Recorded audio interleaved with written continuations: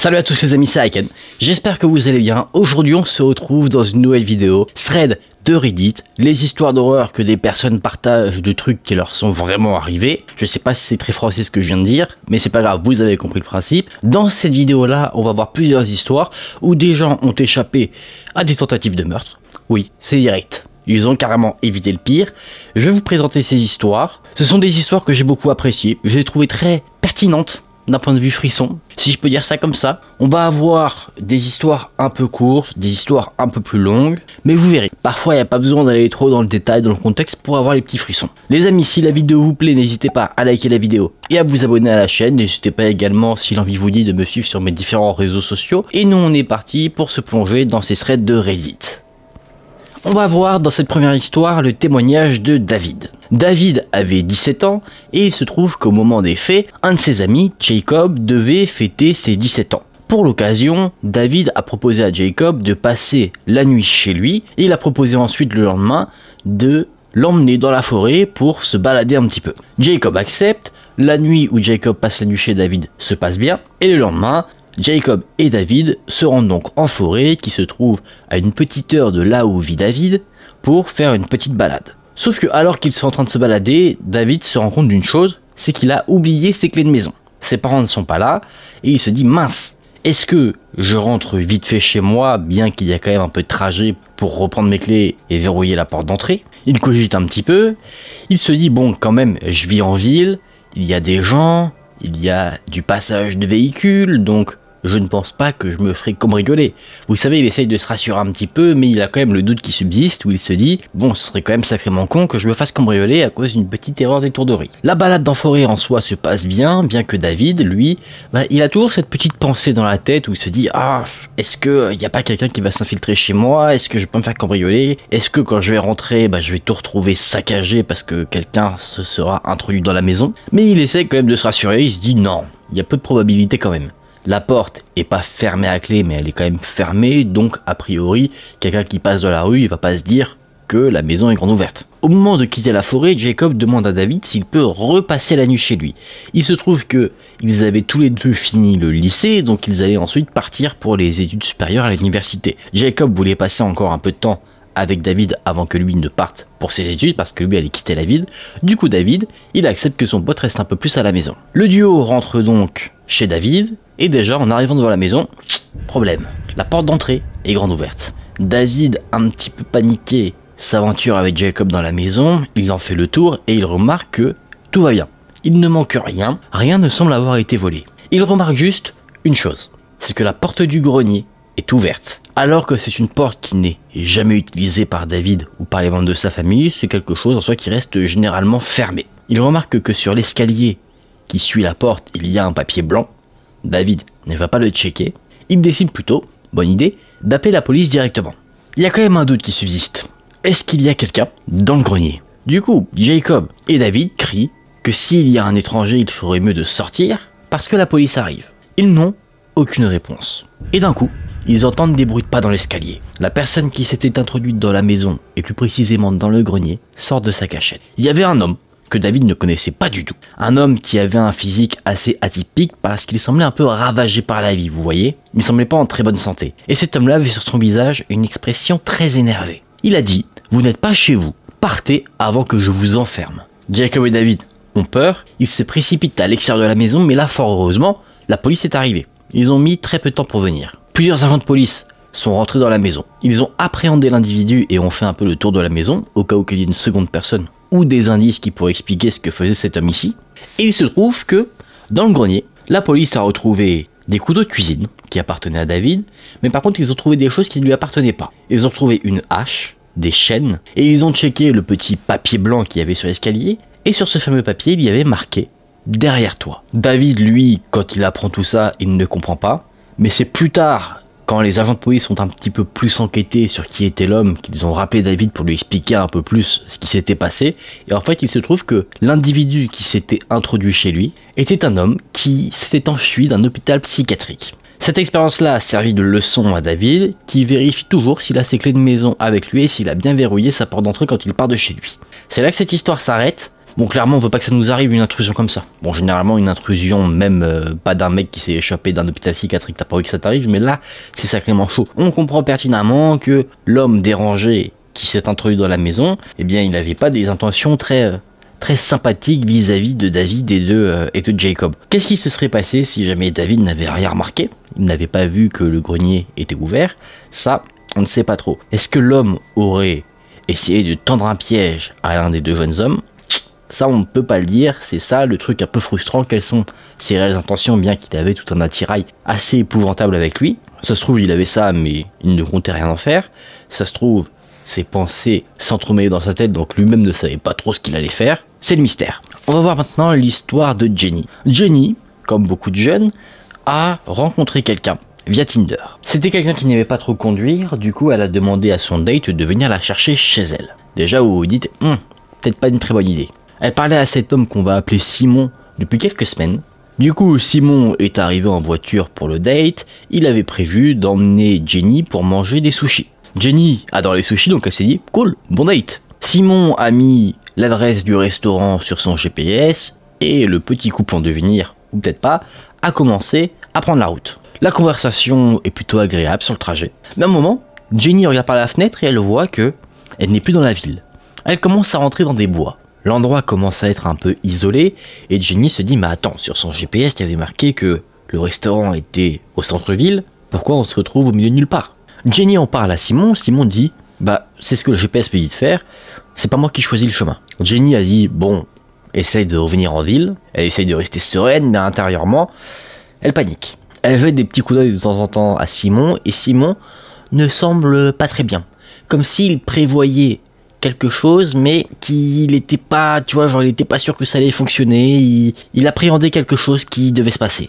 Le temps passe encore un petit peu, Jenny se dit bon j'aurais peut-être dû conduire, vaincre mon anxiété de conduire et comme ça je me serais retrouvé en ville et pas en forêt, ou peut-être même que je n'aurais pas dû rencontrer Simon du tout. Elle commence à se dire en devenant un peu parano, je vais mourir dans ces bois.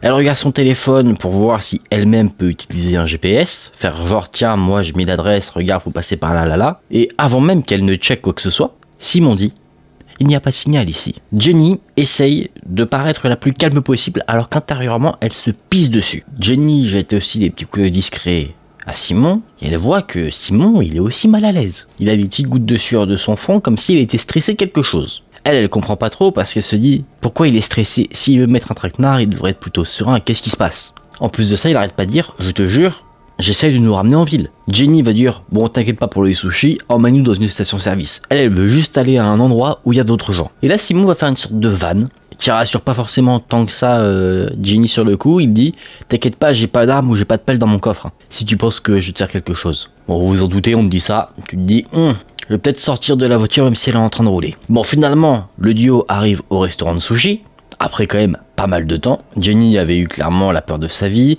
Le date en soi, on va pas dire qu'il se passe bien, mais il se passe, les deux jeunes gens mangent, Jenny n'a pas forcément beaucoup d'appétit avec ce qu'elle vient de vivre, mais ça s'arrête pas là, il va encore se passer des petits trucs chelous. Jenny dans sa tête, alors que le date se passe en soi maintenant plutôt bien, on va dire la pression a un peu redescendu, elle a déjà prévu à l'après-date, elle se dit ok, je vais prendre un Uber pour rentrer, je vais pas remonter avec lui, elle se dit même, en fait, il voulait me tuer, c'est pour ça qu'il m'a emmené en forêt, mais en fait il n'a pas eu les balls de le faire. Il a trop flippé, d'où le fait qu'il était totalement anxieux, le fameux Simon. En fait il comptait l'assassiner, peut-être s'arrêter sur le bas-côté, l'assassiner, la jeter dans la forêt, mais il n'a pas eu le courage.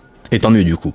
Mais à un moment donné, le fameux Simon, il va poser une question très chelou pendant le date. Il va dire, alors, quand est-ce que tu penses qu'on aura des relations sexuelles? Je vous laisse digérer la question. Alors que Jenny est en train de manger, en entendant ça, elle a failli s'étouffer avec un morceau de sushi. Elle dit quoi? Parce que forcément, c'est assez bizarre comme question à un premier date. Elle se dit, est-ce qu'il fait une blague? Est-ce qu'il est sérieux? Tu vois, elle comprend pas du tout ce qui se passe là. Et du coup, Simon va poser une deuxième question. Il va dire, bah tu sais, tu comptes me faire attendre combien de temps avant qu'on passe à l'acte? Un jour? Une semaine? Un mois? Jenny, elle répond pas parce qu'elle est sans voix, forcément. Elle est assez choquée. Mais Simon, lui, il s'en fout. Il continue de parler tout seul, il est dans un monologue, il va dire « Parce que tu sais, moi, ça fait longtemps que j'en ai pas eu, je pourrais pas attendre un mois. » Forcément, ça a posé un gros malaise pour le reste du date. Le date se finit, Jenny prend son Uber, et peu de temps après être partie, elle reçoit un message de Simon qui lui dit « Écoute, je ne pense pas que ça marchera avec toi, il me faut une fille avec une libido plus élevée. » Pour Jenny, ça lui va très bien. Elle répond juste ok. Elle remarque autre chose alors qu'elle est en train de rentrer chez elle, c'est que le trajet pour revenir chez elle, alors que tu viens du restaurant de sushi, n'est pas du tout le même que celui qu'a pris Simon. Là, tu passes pas du tout dans une forêt ou quoi que ce soit, tu restes dans une ville, tu passes au travers de rues bien éclairées, tu vois des maisons, de la civilisation.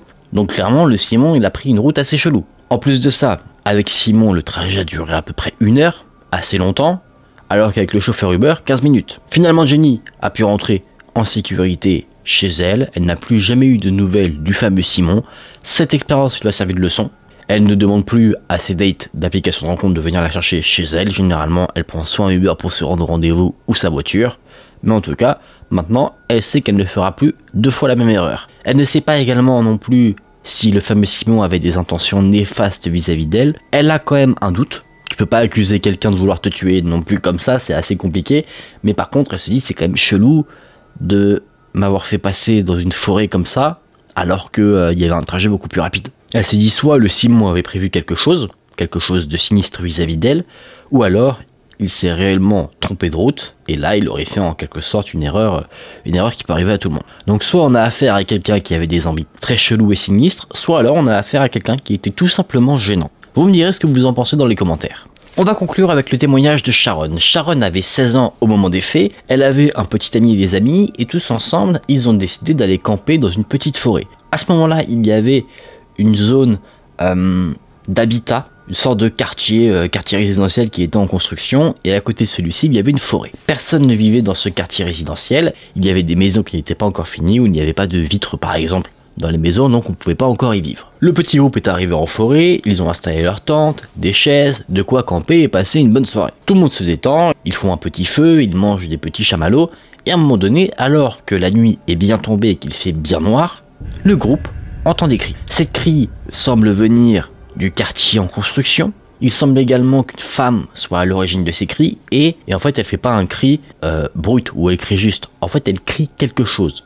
Le groupe n'arrive pas forcément à discerner ce qui est dit, sauf 2 choses. Ils entendent « aidez-moi » et ils entendent également « non ». Et à un moment donné, alors que la femme crie, vous savez, le cri s'étue d'un coup net. C'est comme si, tu vois, genre la femme était en train de crier et que quelqu'un l'a fait taire. Ça semblait pas naturel. Le groupe ne voyait rien, les arbres étaient épais, donc impossible de savoir ce qui pouvait se passer. En tout cas, ils sont apeurés, ils décident de foutre le camp. Ils ne prennent même pas la peine de prendre leurs affaires, ils laissent leurs affaires là parce qu'ils ont peur, ils retournent vers leur véhicule qu'ils avaient garé dans le quartier en construction, là d'où venaient les cris.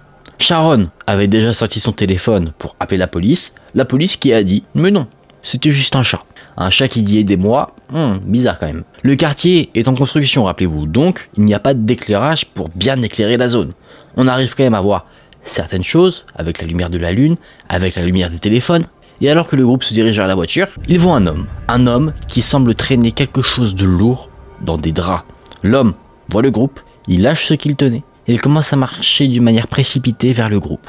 Le groupe s'enfuit en courant, logique, ils arrivent à leur voiture et ils mettent les gaz pour partir le plus loin possible. Le groupe s'est arrêté un peu plus loin parce qu'ils ont vu une voiture de police arriver. La police s'est enfoncée dans le quartier en construction, l'homme s'est enfui en courant.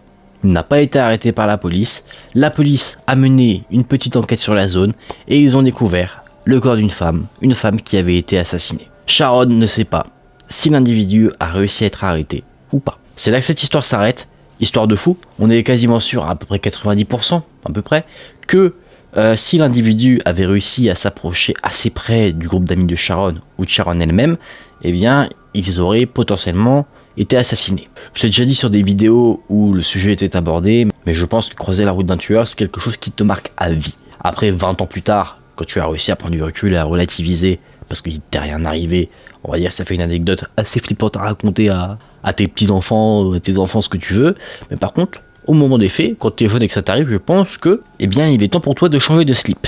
En tout cas les amis, on en a fini pour ces histoires, on va se remettre dans une ambiance beaucoup plus chill.